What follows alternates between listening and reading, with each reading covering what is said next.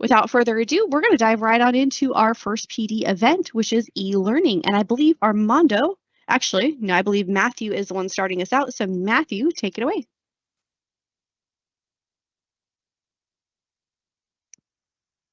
Thank you, Alexandra, for the warm welcome. The good reason why we have Alexandra MC these events. She does a wonderful job. So welcome, everybody. We are going to be talking about a couple of conferences our EdTech IETS team have went to this year. And as Alexandra just said, sharing back some of the good info. One of the conferences we went to was a learning summit, and it was all about e-learning. And e-learning are those asynchronous, self-paced training modules that you might be taking in the PD catalog.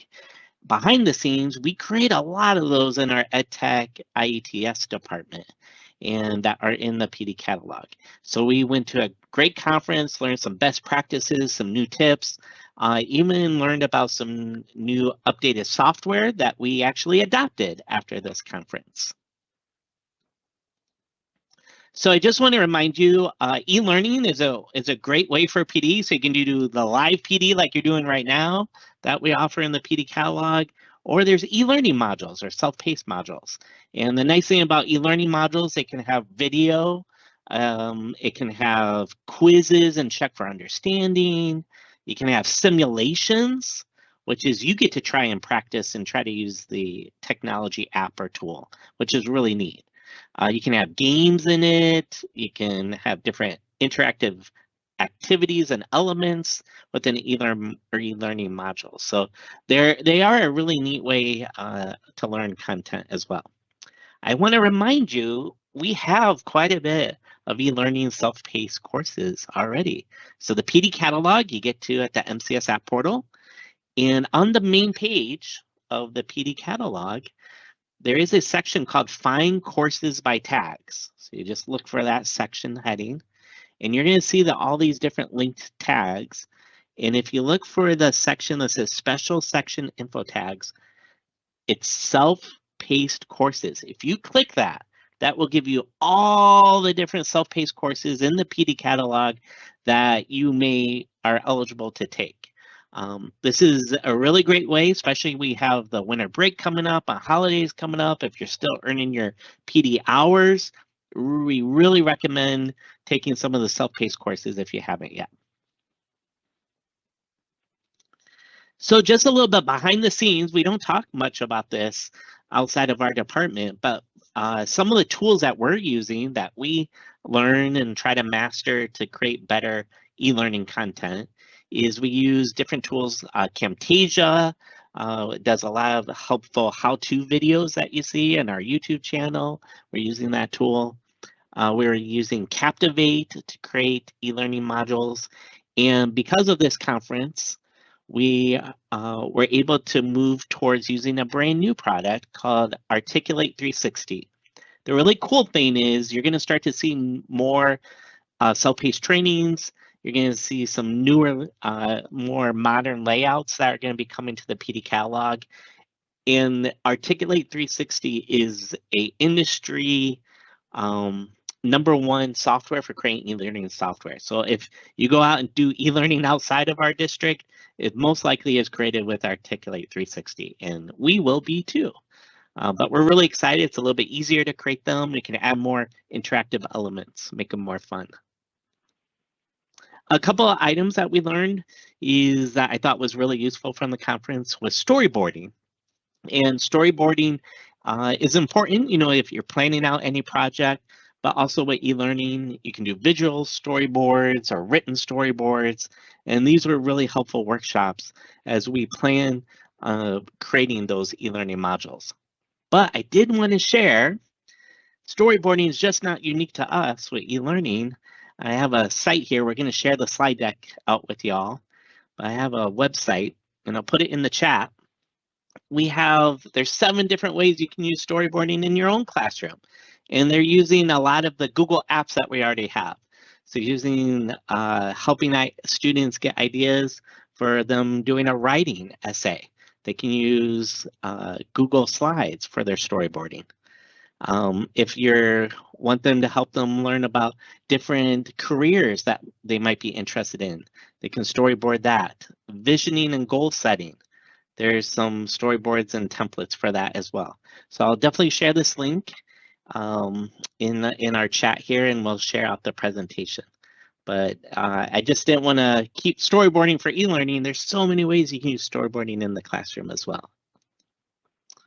Also, we're creating e-learning with those tools that you just saw, but you can create some self-paced learning activities for your own students. Schoology allows us to create self-paced completing modules right within Schoology. And it is called the Student Completion Rules in Schoology. And I'm going to share a short video, it's about 3 minutes long, how you can create these.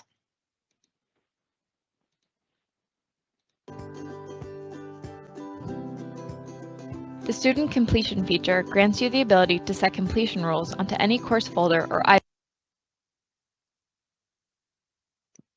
Are you able to see the video? We could hear the video and we can see it on your slide deck. I don't know if you've opened it up in a new window. There we go. There we go, I can see it.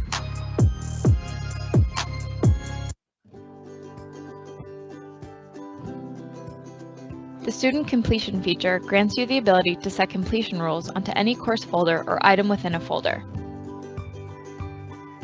This allows students to move through a course at their own pace, giving each student the chance to learn at their own rate while still learning the same content. Instructors can track student progress throughout the term to better assess outcomes. Use the Add Requirement link to add rules for items to be completed. There's also the option to mandate that items must be completed in sequential order, meaning a student will not be able to proceed until they complete the first item. Once rules have been set, students will be able to see what the requirements are on each item.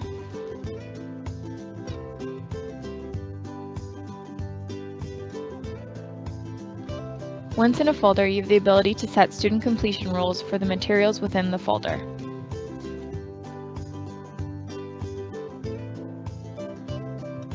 Each type of material has different options for completion rules. For a page, students must view the item. A discussion can be set to view the item, post a comment or reply, or they must score at least a certain grade. For an assignment, you can set the rules so that students must view the item, post a comment or reply, make a submission, or score at least a certain grade.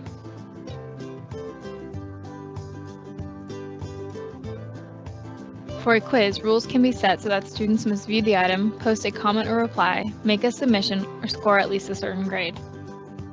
If materials are set to be completed in sequential order, students will not be able to access materials until they've completed the previous items. When student completion is turned on, students will see the rules set by you under each item. If the item has been completed, the check mark and text will be green to show the student her progress. For example, this student simply needed to view the page, and now that item is complete. She now must post a comment or reply to complete the rules for the discussion. This student sees that he has completed the first 2 items. His teacher did not require that the items must be completed in sequential order, so he can choose any item. He chooses to complete the assignment next. To turn in his assignment, he clicks Submit and has 3 choices of how to turn in the assignment through the Dropbox.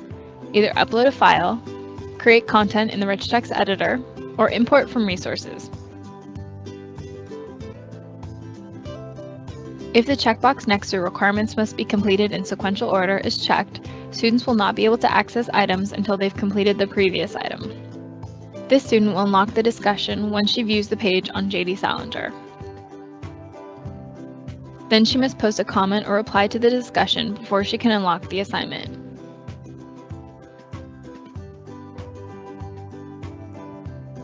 Now that she has posted a reply, she can turn in her assignment, Chapter 1 through 4 study guide. In order to access the quiz, she must score at least a 20 on the study guide. To check the status of her students, the teacher clicks Check Student Progress. She clicks on the student's name to see the items that have been completed and which items are in progress. The teacher can also check the overall progress of a folder by clicking Check Student Progress from the course profile. A green check mark will show that a student has completed all of the contents within a folder, or the % complete.